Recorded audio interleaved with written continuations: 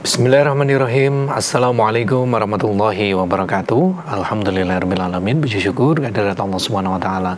Begitu banyak nikmat dan karunia yang sudah Allah berikan kepada kita semuanya, sehingga di kesempatan sore hari ini kembali kita dapat bersua dalam program Ustadz Menjawab.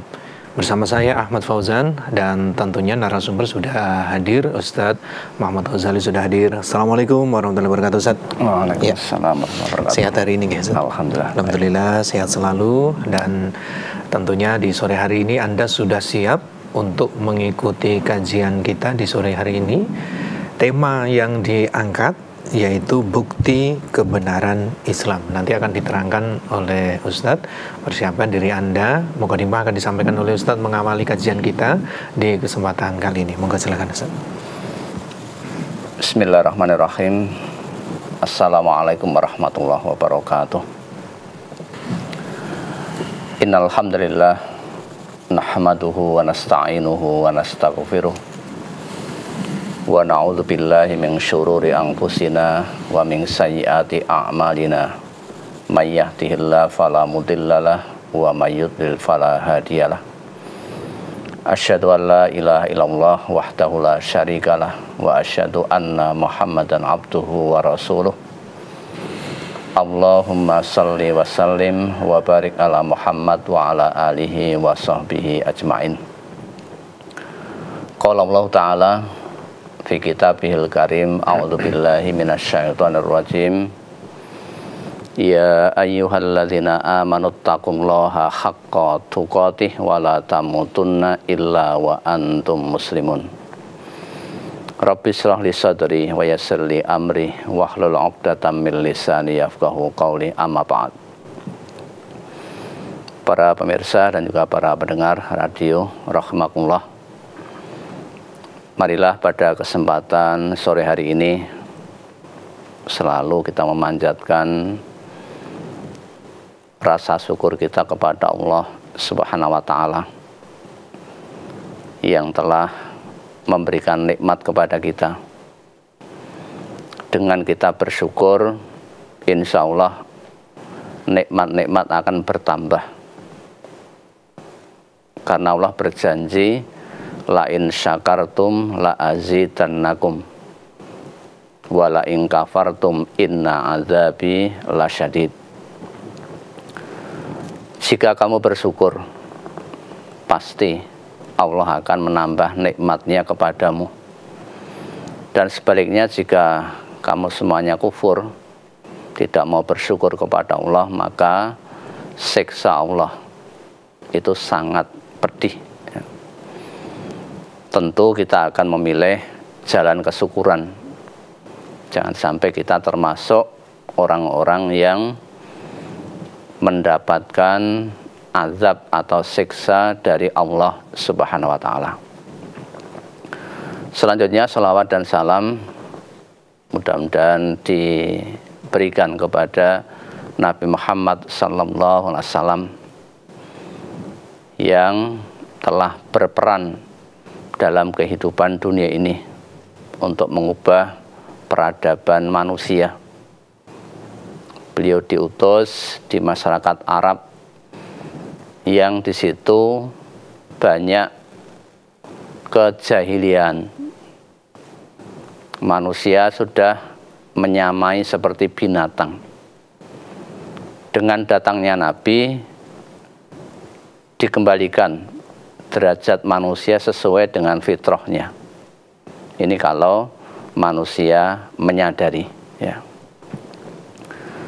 Selanjutnya, pada kesempatan sore hari ini akan kita sampaikan bukti, ya, tentang kebenaran Islam, ya. Baik ditinjau dari segi logika maupun dalil-dalil atau nas-nas yang ada di dalam Al-Quran. Atau dengan kata lain, ketika kita tidak mengikuti kebenaran tersebut, kita berarti berada pada jalan yang salah, ya. Karena Islam itu agama yang hak, agama yang benar, langsung datang dari Allah Subhanahu wa taala.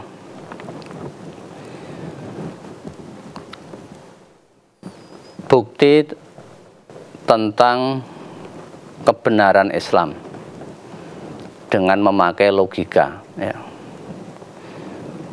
Islam itu adalah agama yang mengatur semua sendi kehidupan, baik secara pribadi, secara perorangan, atau secara sosial dari aspek kemasyarakatan, ekonomi, politik, hukum, bahkan sampai kepada hal-hal yang sifatnya mungkin kecil, adab, etika. Ketika seseorang masuk ke dalam rumah saja diatur. Ketika bersin itu diatur. Maka tidak ada agama yang lain yang mengatur seperti itu, ya. Kemudian agama Islam itu sumber aturannya langsung dari Allah, Sang Pencipta manusia. Tentu Allah jelas mengetahui hakikat dan kebutuhan hidup manusia. Itu pasti Allah tahu, ya. Manusia itu harus bagaimana dan harus seperti apa. Itu yang paling tahu adalah Allah, ya. Maka aturan itu bagaimana, ya kita berusaha, karena ada zat yang maha mengetahui. Misalnya kita membuat suatu produk berupa robot misalnya, maka robot itu spesifikasinya seperti apa? Kita akan tahu menggunakan baterai berapa volt, kemudian bahannya apa saja, nanti itu akan rusak ketika terkena apa dan sebagainya. Itu tentu sang pembuat ini jauh lebih mengetahui, ya. Manusia juga sama, yang menciptakan adalah Allah, maka apa saja yang menjadikan manusia baik itu Allah maha mengetahui. Yang menjadikan manusia rusak Allah maha mengetahui. Maka yang baik-baik itu diwajibkan, diperintahkan, yang buruk-buruk itu dilarang, ya. Berikutnya, jika manusia tidak mengikuti aturan dari penciptanya, yaitu Allah Subhanahu wa ta'ala, maka jelas manusia itu pasti akan mengikuti hawa nafsunya atau aturan yang dibuat oleh manusia yang memiliki banyak keterbatasan. Di balik itu, di balik hakikat itu apa? Dia tidak mengetahui. Misalnya, kita mungkin juga tidak nyampe nalar kita saat kita itu bertoharoh atau berwudu misalnya. Kemudian kita batal. Ketika batal kok kenapa?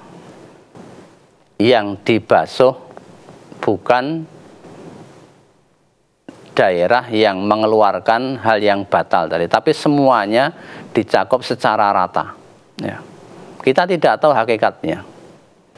Termasuk saat melaksanakan ibadah haji, seseorang yang haji itu diwajibkan atau menjadi rukun haji itu tawaf. Lah hakikat keliling 7 kali itu apa? Itu kan manusia dibalik itu kan tidak mengetahui, tapi Allah jauh lebih mengetahui. Dan itu pasti semua yang diwajibkan oleh Allah dan semua yang dilarang oleh Allah itu semuanya buat kebaikan manusia. Maka jika manusia mengikuti aturan selain daripada aturan Allah, ini pasti akan timbul berbagai dampak. Timbul kerusakan, timbul ketidakadilan, ketimpangan, dan lain sebagainya. Kemudian sebagai dasar hukum, kita merujuk kepada surat Toha, surat ke-20, ayat 124. Allah berfirman, wa man a'radha an dzikri fa inna lahu ma'isyatan dzonka wa nahsyuruhu yaumal qiyamati a'ma. Dan barang siapa yang berpaling dari peringatanku, an dzikri, berpaling dari adzikr. Bisa adzikr itu diartikan Al-Quran sebagai pedoman hidup. Lah orang itu berpaling, fa innalahu ma'isyatan dzonka. Ini sesuatu yang harus diyakini oleh semua umat Islam. Fa innalahu, maka baginya, bagi orang yang berpaling tadi akan mendapatkan apa? Ma'isyatan dzonka, penghidupan yang sempit, ya. Itu akibat dari berpaling dari peringatan Allah, berpaling dari Al-Quran. Itu akibat yang pertama. Kemudian akibat yang kedua adalah wa nahsyuruhu yaumal qiyamati a'ma. Akibatnya tidak hanya berlaku di dunia, tetapi juga akan berlaku di akhirat. Yaitu di akhirat Allah akan mengumpulkan orang-orang yang berpaling tadi dalam keadaan buta, ya. Tidak bisa melihat. Itu dampak di dunia dan dampak di akhirat. Kenapa? Ya karena berpaling tadi. Kemudian kelanjutan ayat tersebut, Rabbi lima hasyartani a'ma. Wahai Tuhanku, kenapa Engkau menghimpunkan aku dalam keadaan buta? Padahal dulu, sewaktu di dunia ini, saya termasuk orang-orang yang melek. Bagi Allah dijawab dengan mudah, ya demikianlah, dulu telah datang ayat-ayat kami. Nah, sedang kamu berpaling, sedang kamu tidak memperhatikan, akhirnya berdampak sampai kepada kehidupan akhirat. Lah padahal kita semuanya yang hidup ini akan menuju kepada akhirat.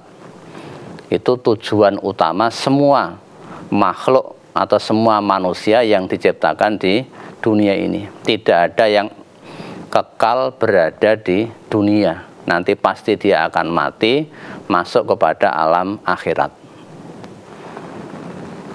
Kemudian yang kedua, surat Al-Maidah ayat 50.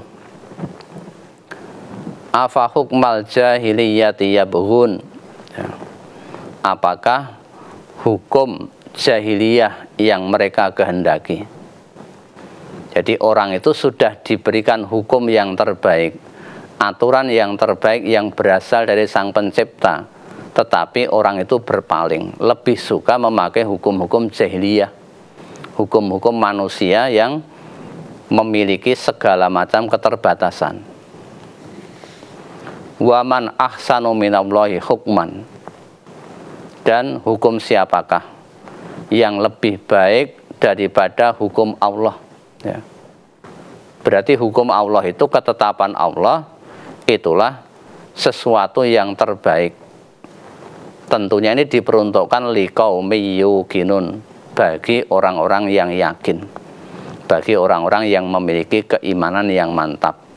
Dia pasti akan memakai hukum-hukum Islam, hukum-hukum yang diberikan oleh Allah. Berarti hukum Allah itulah hukum yang terbaik, ya. Ini sebagai bukti-bukti yang ada.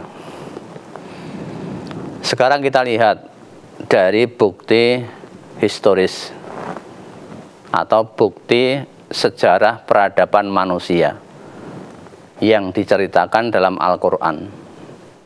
Dan sampai sekarang ini bisa dirunut, ya, bekas-bekas kehancurannya itu. Banyak peradaban yang hancur, yang rusak, karena meninggalkan aturan Allah, meninggalkan kebenaran. Contoh bangsa-bangsa terdahulu, misalnya ada kaumnya Nabi Lut. Ini Allah membinasakan mereka karena meninggalkan aturan Allah. Harusnya laki-laki itu memiliki keinginan, memiliki syahwat itu kepada wanita.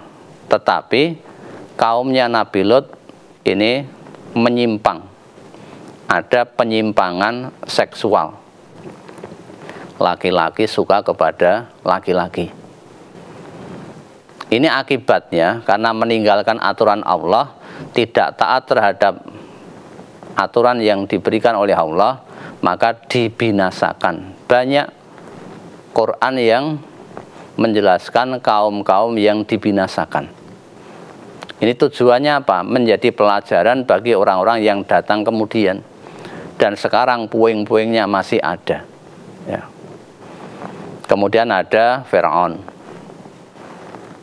orang yang sangat zalim, bahkan mengaku sebagai Tuhan. Ya. Akhirnya akibatnya apa? Ditenggelamkan di laut. Dan sekarang buktinya juga masih ada. Ya. Kerangkanya Fir'aun, muminya Fir'aun masih ada. Bahkan kadang-kadang dibawa kemana-mana sebagai bukti bahwa dulu pernah ada orang yang tidak memakai aturan Allah, dia memakai aturannya sendiri, bahkan mengaku sebagai Tuhan, akhirnya juga mati. Dan matinya mati tenggelam. Kemudian juga tentang kejayaan Islam pada masa dahulu, ketika aturan Islam itu betul-betul ditegakkan. Zaman Nabi jelas, karena masih ditunggui oleh utusan Allah. Kemudian beliau wafat, diganti oleh Khalifah Rasyidin, ya. Khilafah Rasyidin. Jadi orang-orang yang memimpin, yang betul-betul mereka diberikan petunjuk oleh Allah. Ada Abu Bakar, kemudian Umar, Utsman, dan Ali. Itu Islam betul-betul berjaya. Ya. Kemudian dilanjutkan oleh Bani Umayyah, Bani Abbasiyah, sampai berakhir pada Turki Utsmani. Ini betul-betul Islam mengalami kejayaan. Kalau kita lihat dari segi sejarah, di sana terjadi keamanan, ya, keadilan. Hakim ini tidak ada yang disogok suap. Bahkan dalam sejarah, ketika seorang khalifah, sebagai contoh misalnya Ali bin Abi Thalib, ini kehilangan baju besi. Kemudian baju besinya tadi ditemukan oleh seorang Yahudi. Khalifah Ali tahu bahwa itu baju besinya. Tetapi ketika mengaku bahwa itu baju besinya Ali tadi, Ali tidak punya bukti. Nah sekarang buktinya mana? Kalau kamu mengaku bahwa ini merupakan baju besimu. Akhirnya masuk kepada pengadilan.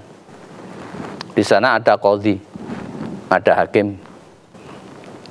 Kemudian hakim ia memutuskan perkara berdasarkan apa yang ia saksikan. Nah, sekarang wahai khalifah, wahai Ali bin Abi Thalib, apakah kamu punya bukti selain dirimu sendiri? Dia mengatakan ada. Siapa? Anak saya. Anak tidak bisa jadi saksi. Nah, itu loh. Karena pasti nanti akan subjektif, akan membela orang dekatnya. Akhirnya tidak punya bukti. Kemudian hakim memutuskan bahwa baju ini menjadi milik orang Yahudi tadi. Jadi khalifah itu kalah di pengadilan. Inilah kalau Islam ditegakkan. Jadi tidak pandang bulu. Hukum tidak mesti. Seperti sekarang itu apa? Tajamnya hanya ke bawah, tetapi ketika ke atas menjadi tumpul. Tidak berlaku bagi orang-orang yang berharta, yang berpengaruh. Ini keamanan, keadilan akan terwujud, sehingga terjadi kesejahteraan. Nah, sekarang ini kan banyak terjadi ketidakadilan, maka banyak orang-orang yang protes, sehingga ada yang namanya huru-hara dan sebagainya. Kemudian kemajuan di bidang ilmu pengetahuan, teknologi, ini Islam sangat berkembang. Bahkan yang dibacakan pada waktu sore hari itu apa tuh? Tokoh-tokoh Islam modern itu kan dibacakan toh. Ini lah, itu Mutiara Islam itu. Itu kan semuanya kan penemu-penemunya itu kebanyakan tokoh-tokoh muslim, ya. Dari berbagai segi keilmuan, ya, di bidang keilmuan tadi. Itu menunjukkan kemajuan ilmu pengetahuan ketika aturan Islam itu ditegakkan dan dilaksanakan. Akhirnya masyarakat menjadi sejahtera, merata, minimnya angka kemiskinan, minimnya kejahatan. Namun ketika aturan itu ditinggalkan, orang sudah jauh daripada Al-Quran. Semenjak dimulai dari kolonialisme Barat, ya, Barat mulai menjajah, akhirnya umat Islam ini gampang diadu domba. Setelah diadu domba antara satu dengan yang lain, akhirnya terpecah belah, terjajah, akhirnya mengalami kemunduran, dan terjadi sampai sekarang ini. Ya, itu terjadi sampai sekarang ini. Nah, apakah mungkin umat Islam akan bangkit? Sangat mungkin ketika kembali kepada apa yang dilakukan oleh pendahulunya. Kembali kepada kebenaran Al-Quran, kebenaran Islam. Kemudian sedikit lagi bukti empiris dari kenyataan yang terjadi pada hari ini, ya. Sistemnya adalah memakai sistem kapitalisme atau sistem liberal, ya. Ketika orang sudah bebas-bebasan, bebas yang kebablasan, bebas tanpa batas. Sebagai contoh, sekarang kan banyak terjadi seks bebas. Bahkan negara-negara besar ini melegalkan yang namanya LGBT, melegalkan aborsi, maka tatanannya menjadi rusak, ya. Padahal itu semuanya dilarang, yang namanya kebebasan tanpa batas tadi. Orang harus ada aturannya. Kemudian termasuk krisis keluarga dan juga kehancuran moral generasi muda. Sekarang ini terjadi di hampir di belahan dunia, semuanya ada. Kemudian jurang antara yang kaya dan miskin semakin lebar. Terjadi krisis ekonomi global, ya. Ini karena memakai apa? Sistem yang tidak berdasarkan Islam, sistem kapitalisme, sistem liberal. Ini menjadikan seperti itu. Sehingga sekarang ini ada di Barat, bahkan juga di Indonesia, orang-orang yang paling kaya sedunia itu kan siapa? Jadi harta yang dimiliki satu orang itu bisa dibandingkan dengan jutaan orang masih kaya satu orang. Dalam Islam tidak ada seperti itu, ya. Kemudian ada sistem sosialisme atau komunisme. Ini sistem yang dibuat oleh manusia, ya. Sehingga dari sini muncul ateisme. Manusia hidup tanpa nilai spiritual, tanpa agama, ya. Kemudian penindasan terhadap agama. Orang yang beragama ini ada yang ditindas kalau jumlahnya minoritas di negara-negara yang mayoritas agamanya non-muslim. Ini biasanya orang Islam ditindas. Atau terjadi kolapsnya sistem, ya. Dulu Uni Soviet, ya. Sekarang jadi Rusia, Nah, Zuni itu kan berarti gabungan dari beberapa negara. Nah, sekarang terpecah-pecah. Bahkan dengan sesama negara bagiannya sekarang ini, antara Rusia dan Ukraina kan perang terus. Ya. Tidak terjadi kedamaian karena memakai sistem yang bukan aturan yang dibuat oleh Allah. Kemudian negara-negara yang menerapkan syariat Islam, ya, ini biasanya menjadi negara yang kuat, ya. Negara misalnya Uni Emirat Arab, ya, negara Arab Saudi, Qatar, Oman, Brunei itu jauh lebih stabil, sehingga negaranya aman, minimnya korupsi, kemudian nilai-nilai sosial ini semuanya terjaga, ya. Ini bukti nyata yang ada di dalam kehidupan sekarang ini. Maka tentunya bagaimana kita sebagai umat Islam berusaha untuk mengamalkan kebenaran nilai-nilai Islam, bahwa Islam diyakini merupakan nilai yang paling benar, ya, atau hanya satu-satunya jalan kebenaran. Ya, dengan cara apa? Kita berusaha untuk selalu berinteraksi dengan Al-Quran, dengan membaca setiap hari, kemudian dipahami, diamalkan. Nanti lambat laun kejayaan Islam akan mulai terwujud. Tapi kalau semakin jauh dari Quran, kejayaan Islam juga akan semakin luntur, tidak akan tercapai. Ya, saya kira demikian. Baik, terima kasih Ustaz Turianul sudah disampaikan. Pemirsa dan pendengar dimanapun Anda berada, kita jeda terlebih dahulu. Selepas pesan berikut, nanti di sesi kedua kami menerima pertanyaan dari Anda di line telepon, line SMS, maupun juga di telepon WhatsApp. Tetap bersama kami dalam program Ustadz Menjawab. Ya, baik pemirsa dan pendengar dimanapun Anda berada, terima kasih bagi Anda yang masih selalu setia bersama kami dalam program Ustadz Menjawab. Dan kini berkesempatan bagi Anda untuk bisa bergabung, bertanya langsung di line telepon 02716793000, SMS, WhatsApp, dan juga telepon WhatsApp di 08112553000. Di line telepon sudah ada saudara kita yang bergabung, coba kita terima. Assalamualaikum warahmatullahi wabarakatuh. Iya, dengan siapa di mana?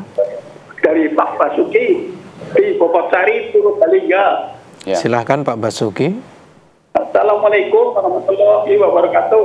Waalaikumsalam warahmatullahi wabarakatuh. Silahkan Pak Basuki. Mohon dijelaskan surat Al-Qamar ayat 17, 22, 32, 40. Itu ada pelajaran apa masing-masing surat ayat tersebut? Mohon dijelaskan. Terima kasih. Assalamualaikum warahmatullahi wabarakatuh. Waalaikumsalam warahmatullahi wabarakatuh. Ya, kita lihat dulu suratnya, surat Al-Qamar tadi. Iya.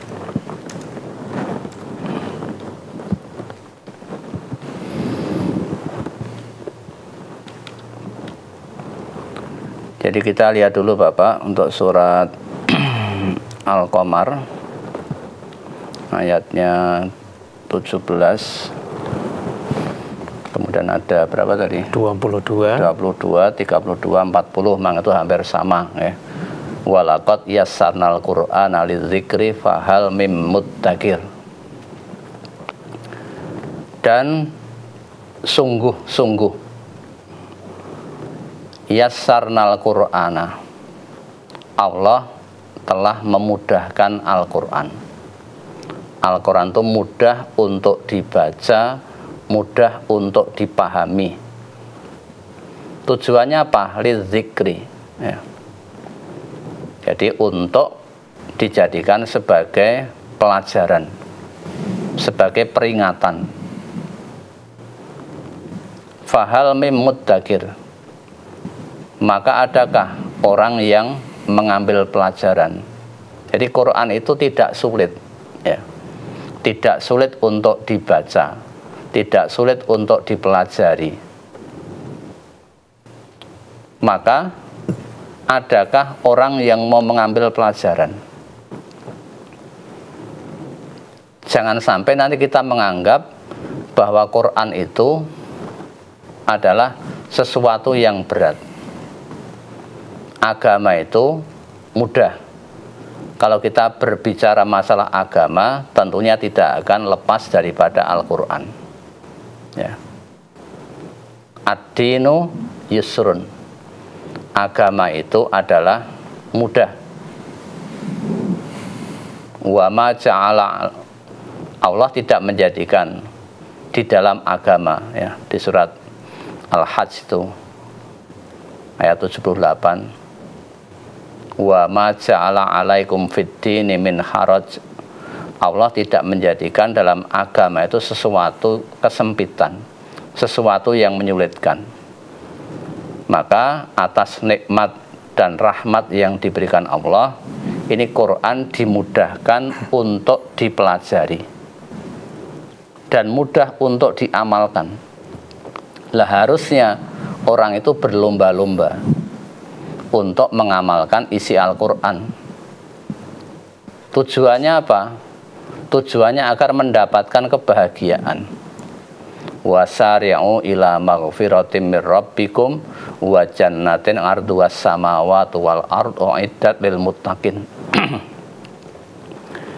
Kita diperintahkan, ya, untuk bergegas, bersegera kepada ampunan dari Allah dan bersegera untuk mendapatkan surga yang luasnya seluas langit dan bumi. Surga itu disediakan bagi orang-orang yang bertakwa.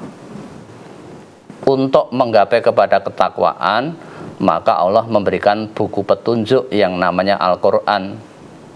Zalikal kitabu la raiba fihi hudal lil muttaqin. Ini adalah sebuah kitab yang di dalam kitab itu semuanya adalah sesuatu yang pasti, tidak ada yang ragu-ragu. Maka kitab itu harus dijadikan sebagai petunjuk bagi orang-orang yang pengen bertakwa. Nah, orang yang bertakwa pasti masuk surga. Quran, bukunya tadi telah dimudahkan untuk dipelajari, apalagi di zaman sekarang teknologi yang begitu maju secara pesat.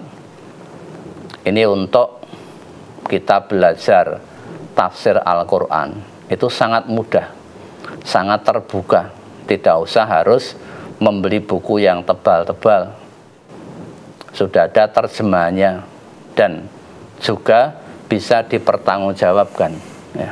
Itu bukti bahwa Quran ini dimudahkan oleh Allah. Tentunya kita harus bisa atau bersegera mengambil pelajaran tadi, ya. Baik, demikian Pak Basuki, mudah-mudahan bisa difahami. Kemudian berikutnya coba kita bacakan pertanyaan di WhatsApp Ustadz dari hamba Allah yang ada di Batang. Ustadz, ada kalanya penguasa dengan maksud tertentu merubah aturan sehingga yang tadinya dilarang karena tidak sesuai aturan maka jadi sah menurut aturan, sedangkan secara syar'i merugikan masyarakat. Misal di dunia pertambangan dengan diubahnya aturan sehingga merusak lingkungan dan menguntungkan pihak tertentu. Apakah ini termasuk korupsi dan apakah hasilnya itu halal, Ustadz? Mohon penjelasannya. Ya, kita berpikirnya tidak usah terlalu terbelit-belit. Islam ini bisa menyelesaikan segala permasalahan kehidupan yang ada di dunia ini. Walaupun tampaknya mungkin kompleks atau mungkin sulit, tetapi kita harus melihat kepada akar permasalahan, ya. Tadi yang dipermasalahkan adalah rusaknya lingkungan, dampak dari pertambangan tadi, ya. Saya yakin negara ini sudah membuat aturan ketika membolehkan seseorang diberikan izin pertambangan. Ini sudah melihat beberapa aspek dampak-dampak kerusakan lingkungannya apa saja. Ketika dibolehkan tentunya sudah melalui berbagai macam pentahapan. Tetapi kadang-kadang manusianya yang merubah aturan-aturan tersebut karena tergiur oleh ya tadi pundi-pundi uang ya, yang aslinya tidak boleh jadi boleh. Kan mau tidak mau harus apa? Membayar ya. Nah, membayar atau merubah aturan kan termasuk bagian daripada korupsi ya. Karena dia akan mendapatkan keuntungan sesaat. Nah, Quran melarang di surat Ar-Rum ayat 41 itu, Zoharul fasadu fil barri wal bahri bima kasabat aydin nas liyudhiqahum ba'dalladzi amilu la'allahum yarji'un. Telah tampak kerusakan di darat dan di laut. Siapa yang membuat rusak? Bima kasabat aydin nas, karena ulah tangan-tangan manusia. Manusia-manusia yang tidak bertanggung jawab, manusia-manusia yang mudah untuk disuap, sehingga daerahnya menjadi rusak ya, tercemar lingkungannya, kemudian habitat kehidupan di situ tidak seimbang ekosistemnya. Ini yang merusak siapa? Manusia. Akibat itu dikatakan oleh Allah, liyudhiqahum ba'dalladzi amilu, supaya Allah merasakan kepada mereka sebagian dari akibat perbuatan mereka, bahwa ketika mereka menggunduli hutan itu akan menjadikan tanah longsor, menjadikan akibat banjir, kemudian suhunya menjadi panas ya, karena produksi oksigennya menjadi berkurang dan lain-lain sebagainya.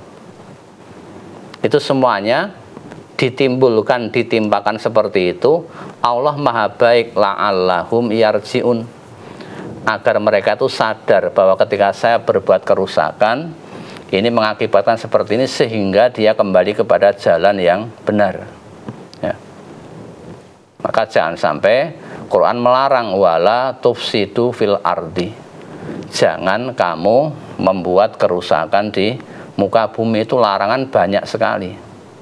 Wala tufsidu fil ardi ba'da islahiha juga ada. Jangan kamu membuat kerusakan setelah Allah itu menata dengan baik ya. Ini dibuat oleh Allah dengan aturan yang baik, tapi dirusak oleh tangan-tangan manusia ya.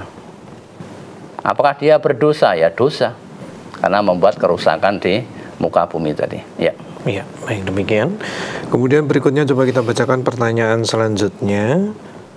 Ustadz mau bertanya, ada seorang ibu yang sedang menyusui, kalau sesuai dengan ketentuan, jika orang hamil dan orang menyusui, jika dirasa berat berpuasa, maka membayar fidyah. Namun si ibu ini kuat untuk puasa karena anaknya sudah usia 21 bulan. Alhamdulillah sehat dan makannya lahap. Maka jika digunakan untuk berpuasa, insya Allah baik untuk si ibu dan si anak, dalam arti tidak ada masalah. Alhamdulillah diberi kemudahan selama ini, namun qadarullah di suatu hari ia masuk angin atau sakit sehingga tidak mungkin untuk berpuasa. Pertanyaannya, bagaimana cara membayar hutang puasa yang ditinggalkan? Mohon pencerahannya Ustadz. Catatan, jika mengganti di hari lain insya Allah bisa. Ya. Yang pertama, kita harus merujuk kepada dasar hukum tentang berpuasa. Itu diwajibkan oleh Allah. Ya ayyuhalladzina amanu kutiba alaikumusiyam kama kutiba alal ladzina min qablikum la'allakum tattaqun. Wahai orang-orang yang beriman, diwajibkan atas kamu berpuasa sebagaimana telah diwajibkan atas orang-orang sebelum kamu, agar kamu menjadi orang-orang yang bertakwa. Puasa Ramadan ini kan dilaksanakan dalam 1 bulan, ayyamam ma'dudat, yaitu dalam beberapa hari yang tertentu. Jadi 1 bulan berturut-turut. Tentunya kondisi seseorang itu kan berbeda-beda. Ya.